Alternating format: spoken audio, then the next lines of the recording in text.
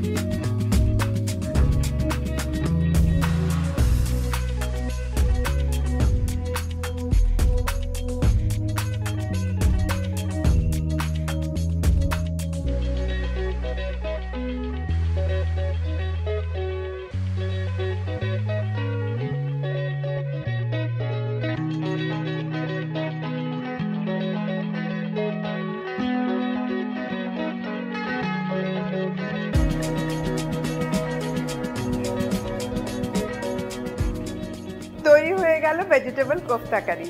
এই ভেজিটেবল কোফতা কারিতে আমি ব্যবহার করেছি প্রাণ হট টমেটো সস।